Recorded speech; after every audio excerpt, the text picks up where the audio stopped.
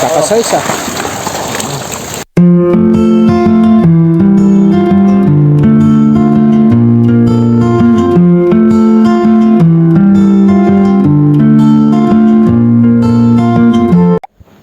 Good day mga kabady, 5:31 pa lang umaga. Yan, tayo po ay pinuntahan ng isa sa kasama nating nagtitilapia at sabi nila magpapa-harvest na ngayon.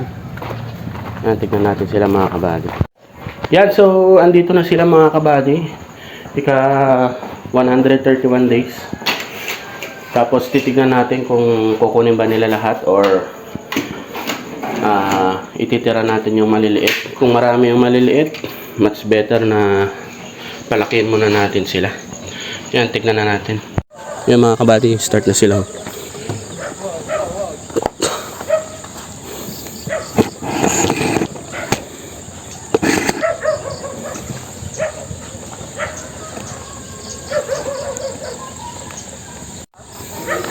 Yan, kalahati lang muna daw. Baka ang inaalala na bakla ma-stress silang lahat.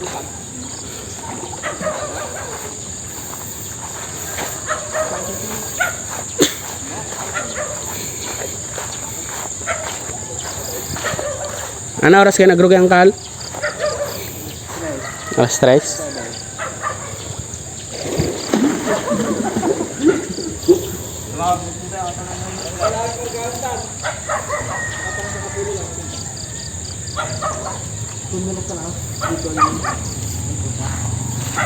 Yeah, according dun sa bayar, parang konti na lang yata yung pan. So babalikan na lang to kung sakali. Kasi nabitin yata yung pan nila doon, kaya pumunta sila dito.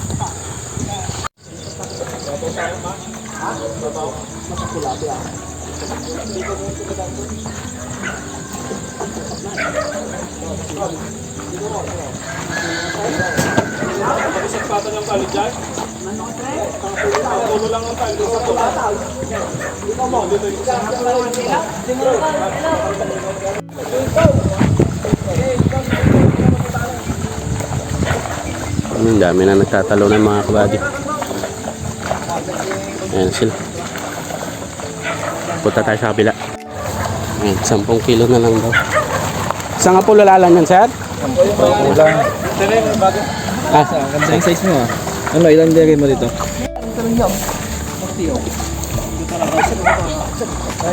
Nakuha na. Isang lata net. Adam. Net.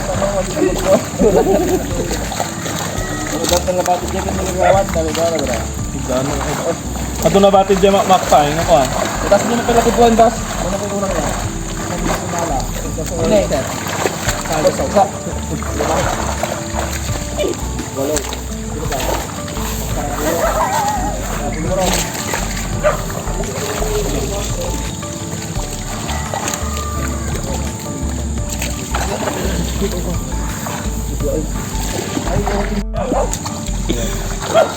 Ini masih mana di kata kabila.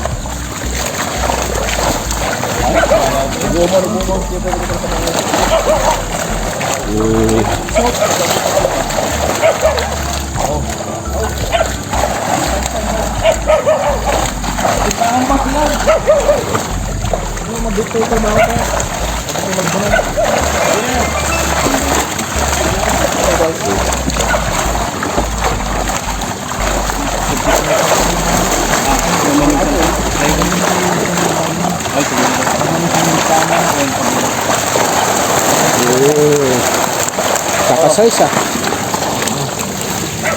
Tray.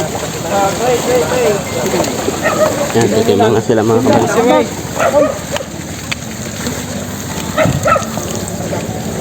Kabali alisan pa may ang boss Joe eh. Sige, boss.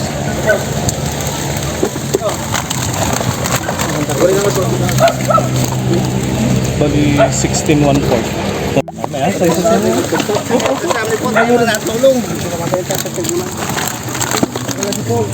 Ibati tayo sa atan na, babatit tayo. Tuwan mo kasi aman. Kuya Boy, kiyasan na rin po. Bali mo may bulos na dagusan. Oo, iporwakan, tapno konser. Na. Tapno madimatay.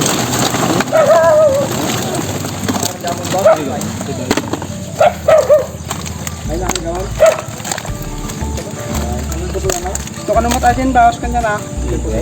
May siya lang na. Yung nakargamon. Up. Sige tayo, patabag ko lang ito.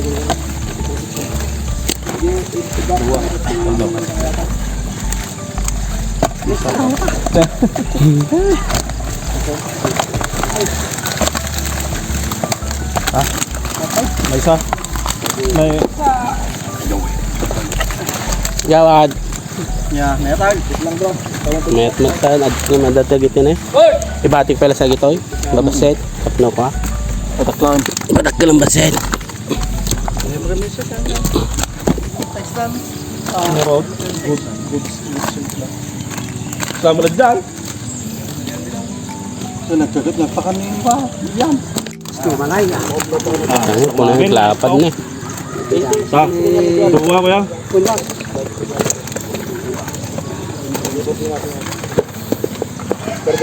Dapat pala tadag ito na, babatit. Mali may wasan. Hmm. Dapat yung na yung naroon yung pabubang doon. Yan. Lingkod na. Hindi yung kapatpatay na. Nala na di ko ka na. Kadawat na.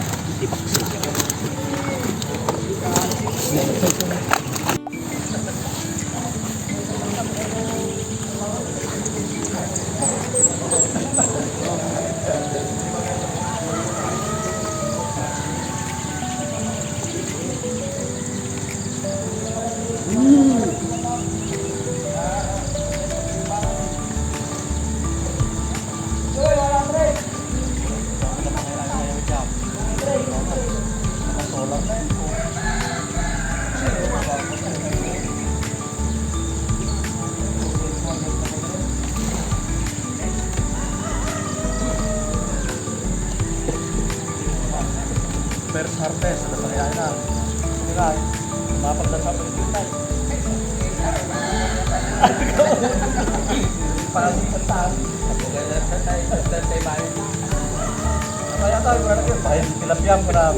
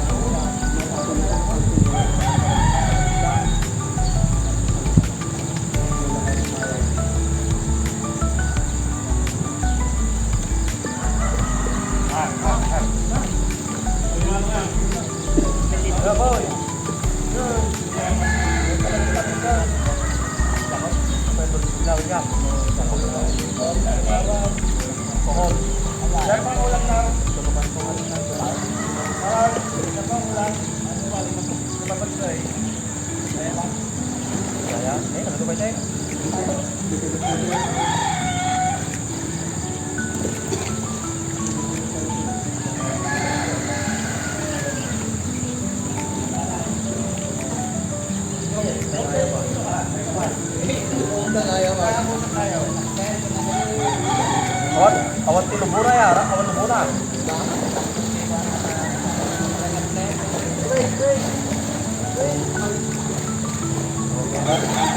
Dia gabung naatan. Gabung na.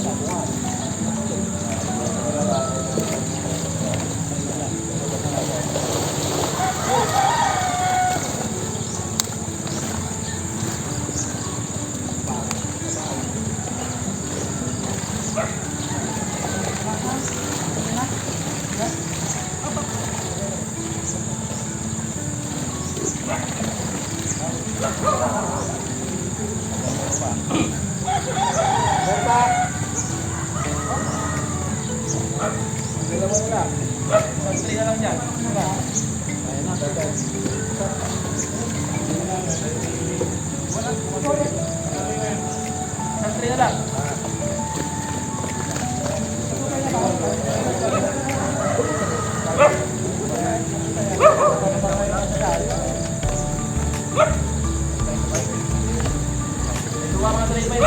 natuwa nga tray ata?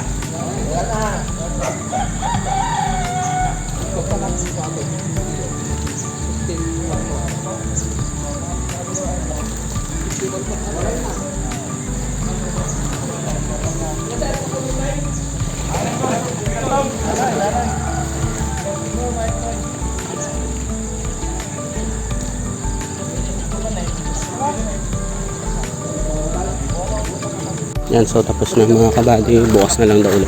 Kung nagkaperperbangan, di ba? Kaya ang natin na eh. Kaya, ibati ko. May isang payo lang siya, kasi mabalot-balot yung tilapia. Kaya lang namin yung pagbawa na. Puskol pa na eh.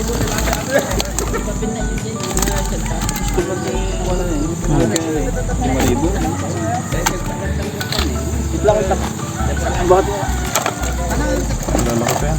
Hindi na sobra ko. Hindi na alain na. Hindi namin na tayo sobra. Nakakatimbang.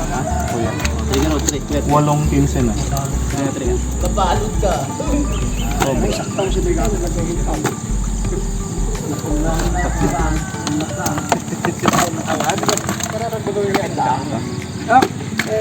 Yan mga kabady, tapos na silang kumuha. Pero kinunan lang nila yung kulang nila. Nasa 15 na tray lang yata yung kulang. So babalikan nila bukas. Ikakabayaran na. Kung sa pala bro. Sige lang sir.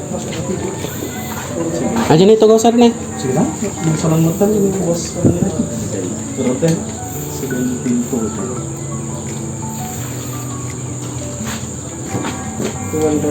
10.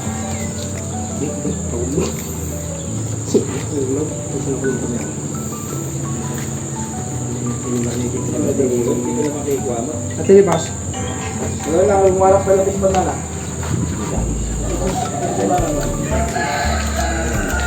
Kasi saya. Hindi ko na tayo. Sana may isang pulo. Ito mo paglista lang.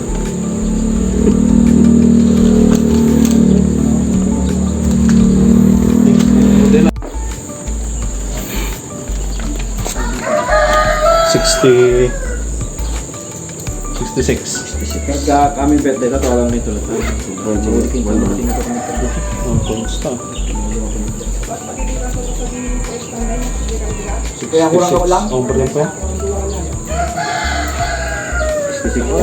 Limo bugaji siguro. Di pinagiparot na. 34 lang.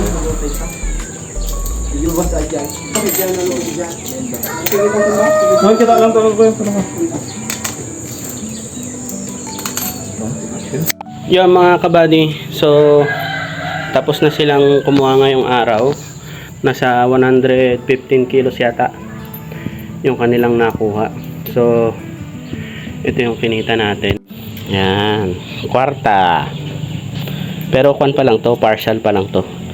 Bukas mas marami daw kukunin yung buyer. Baka nasa 300 daw yata na kilos. Yan, so ngayon pupunta tayo sa likod. Yan, so nandito na tayo sa likod mga kabady. Ang dami pa nila oh. Ang dami pang nagagasping dyan. Tapos yung pan pala nila net, iniwan. Kasi nga gagamitin naman din bukas. Then ang advice nila kagawad, nila Sir Christian yan, ay wag na lang daw munang magpakain. Kasi kukunin daw to bukas. Then kanina hindi maiwasan, syempre meron pa rin yung maliliit. Kahit saan naman nagpipish pan, meron at merong maliliit na maiiwan. So ang ginawa ko na lang, binalik na lang namin agad para palakihin pa ng kaunti. Kasi mas maganda rin kung nasa tamang presyo, kasi mas maganda yung bibili nila. Yan, so papanda rin na natin yung diesel pump muna, wala pa yung solar, wala pang araw mga kabady. Yan mga kabady, naisindi na natin yung diesel pump, gumagana na yan. At yung status naman ng ating mga tilapia ay parang wala lang, parang hindi naman sila na-stress. Pero yun nga, sabi nila ay wag na muna magpakain, kasi kapag hindi napakain ay mas maano sila sa biyahe. Mas malakas yata sila sa biyahe, kaya yung mga buyer ina-advise nila yung mga na wag na magpakain ng tanghali, ganyan, hanggang magdamag, parang ganun. Kumbaga sa tao parang nag-fasting na din sila.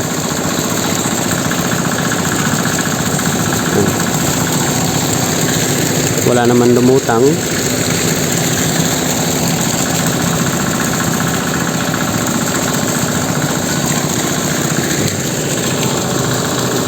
Papa-overflow tayo ngayon. Dagdag oxygen na rin sa kanila yan. Kasi nga medyo nagulat sila kanina. Yan at